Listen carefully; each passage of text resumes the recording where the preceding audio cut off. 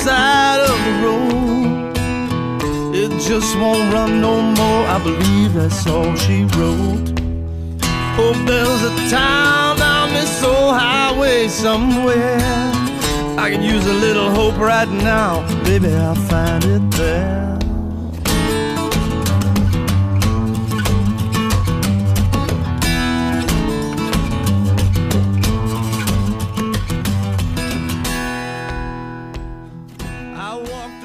Well, when we started this record, I had been doing these regular Tuesday night gigs at a place called Chicky-Wawa in New Orleans, and this producer that now lives there, a British man by the name of John Porter, who works with Taj Mahal and Kev Mo and all these acts, said he wanted to work with me, and you know, a lot of the songs got written and first performed in a really stripped down acoustic way, you know, at this gig, and I think a lot of the flavor of this album comes from truly the players, you know.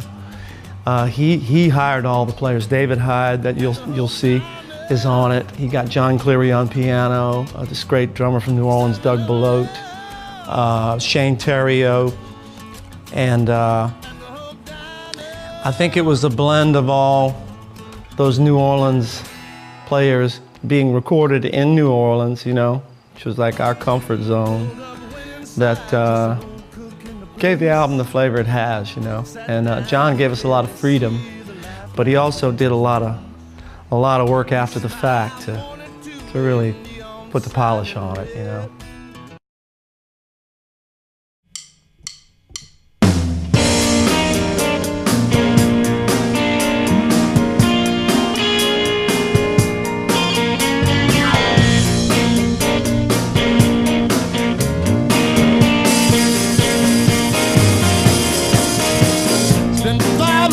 Since I ran away, after the storm, felt I could not stay. But there is one place I never feel alone, with the dog on the porch and mama on the phone.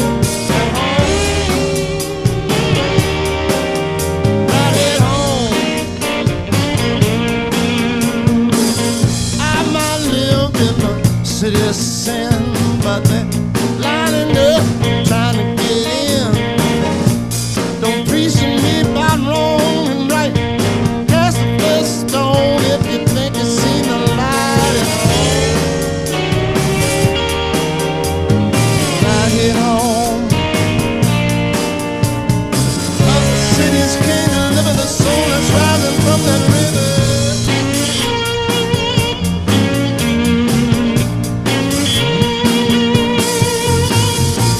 The air's so thick you can cut it with a knife. Sweet olive and magnolia smell so nice. Watch the steam rise up from the ground as the afternoon showers try to cool us down at home. Right here home.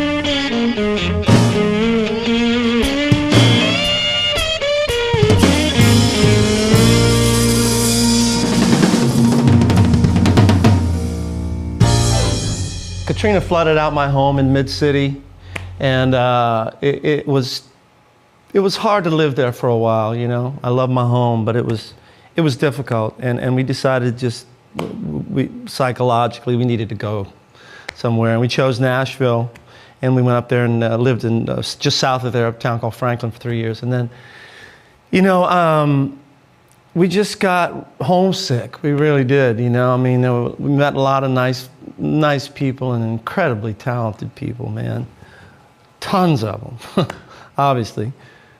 And but there's that thing, you know, that thing that you can't describe about going home, you know. And we wanted to, me and the family wanted to go home, so we packed it up, went back, lived in a friend's apartment for about a year, kind of did some shopping around, and finally found a house out in the suburbs, which has never flooded, which was very important on our list. We're on something called the Metairie Ridge. We live in Metairie.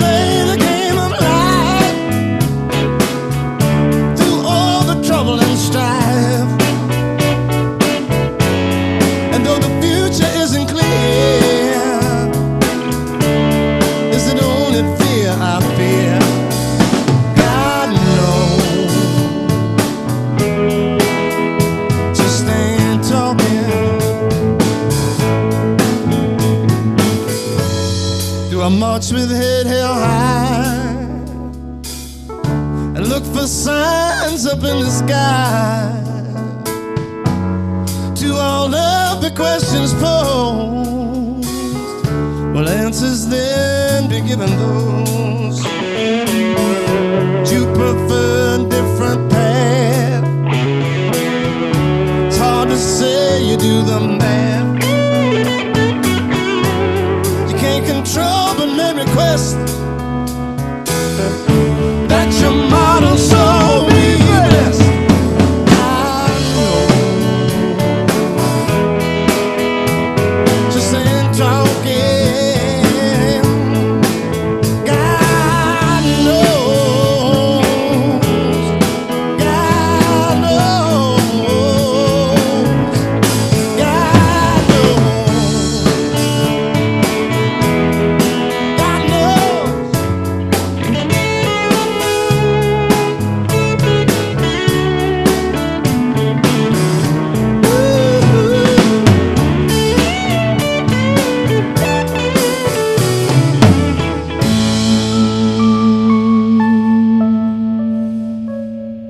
God knows, just ain't talking is kind of a combination of me asking the big questions, you know, when you get to be later on in your life, you start asking the big questions, but I didn't necessarily want the answer. I just want to have faith that everything's going to be all right. So it was like posing all these questions. And a part of it in there is a little dig against the televangelists. I don't, that's not my favorite situation. So it's a combination of asking the questions and, you know, kind of giving one of these to those guys that think that they really do have the answer, because I don't know. This is called Word on the Street. I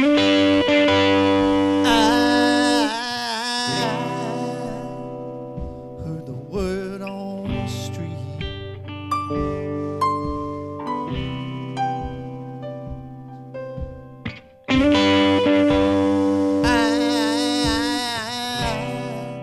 Know you're scared to take that lead.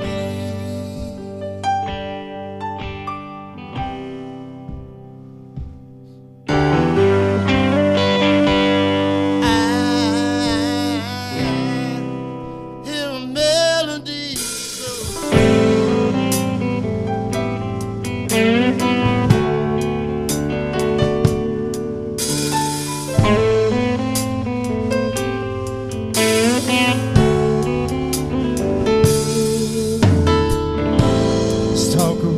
town. They say you're finally coming back.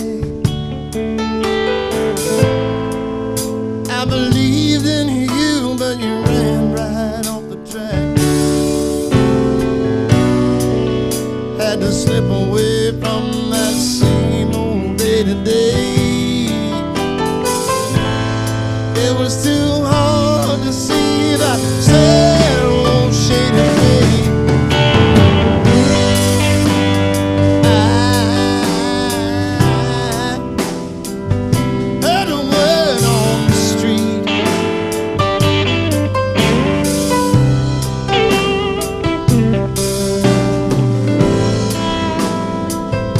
I know it's been a long, long time.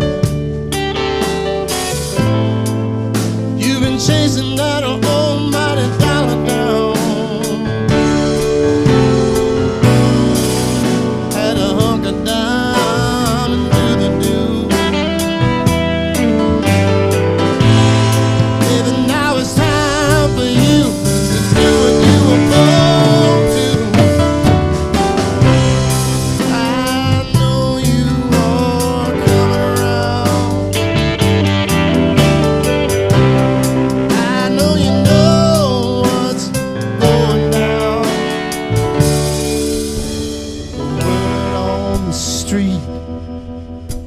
You're on the mend. It's not the end.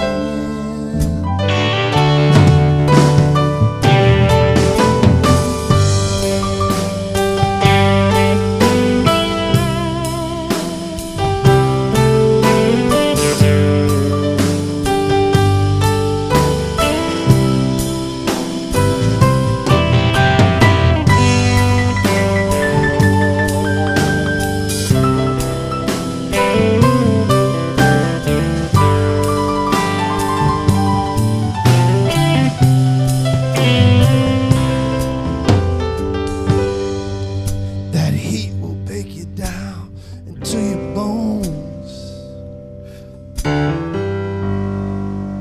even make you doubt your sanity. But there's a spark of truth buried deep inside. Time to take it out, Lord. Go for a joyride.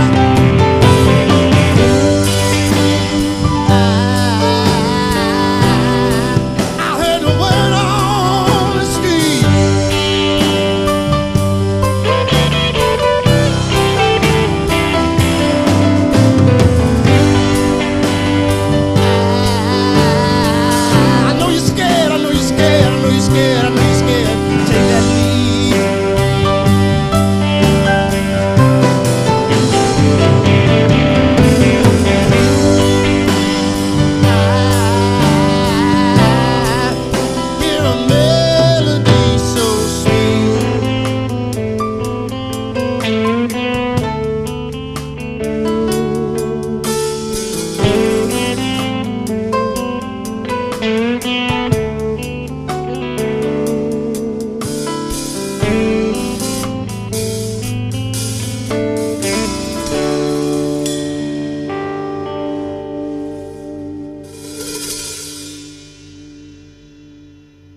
you know, the Subdudes regrouped in '01, and we actually released 5 albums with a new configuration, 5 members, 3 of the original, and toured and did pretty well.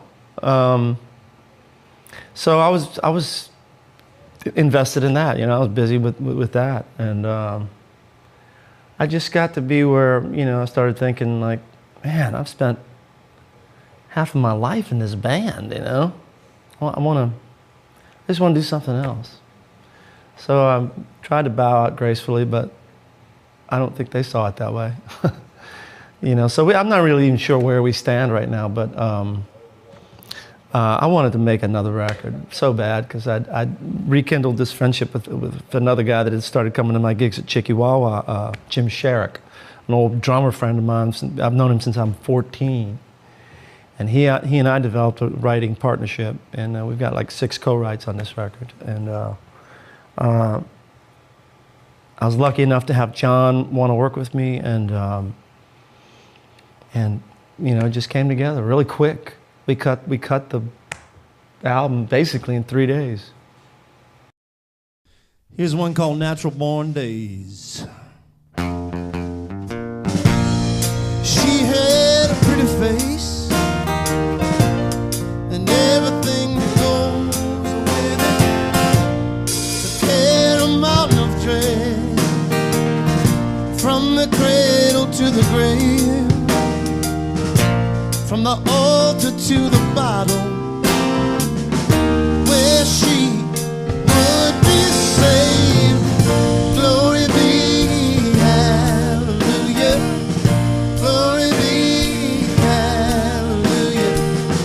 Glory be, hallelujah. For her natural born days. So many children running round, hearts and mouths to feed, so many lives at stake, so many trying to meet their needs. Oh, these times were tough, had to pull your bootstraps up.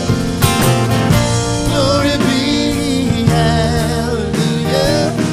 Glory be, hallelujah. Glory be, hallelujah. Oh, her natural born days. I know she was filled with desire. I know she sang in the choir. Had one foot in the river and a hand in the fire.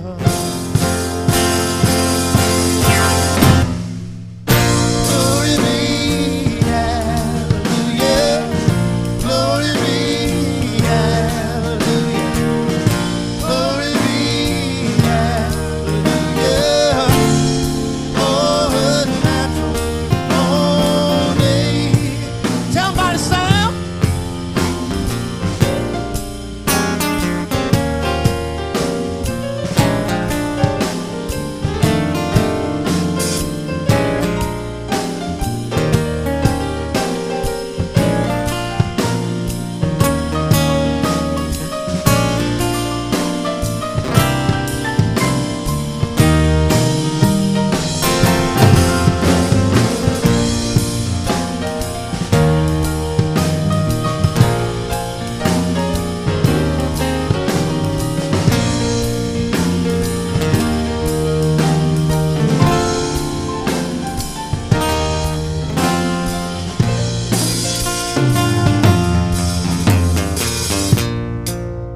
Gazed out the window,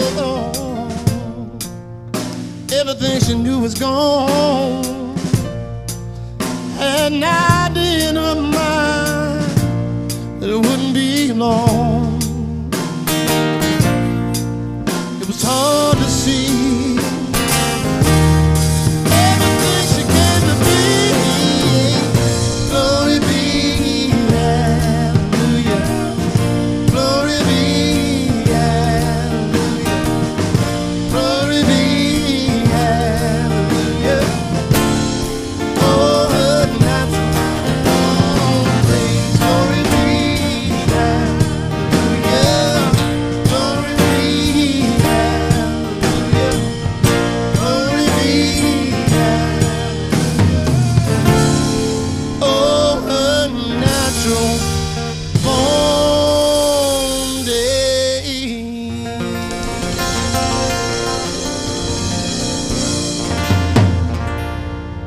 Title track is about, was written for my mother. And she was a lovely lady. I loved my mom very much.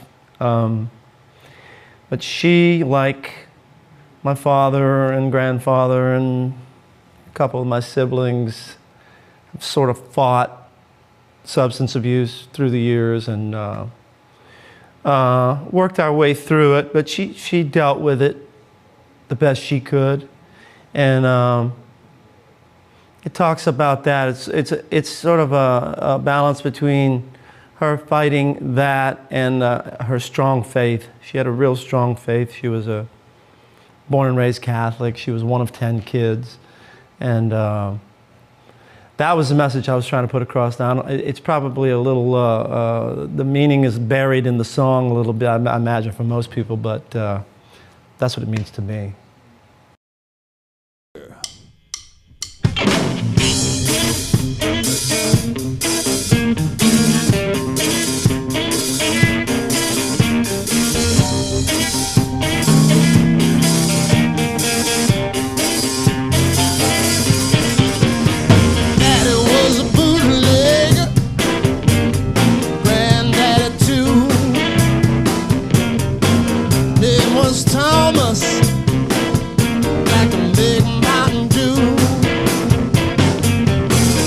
Mississippi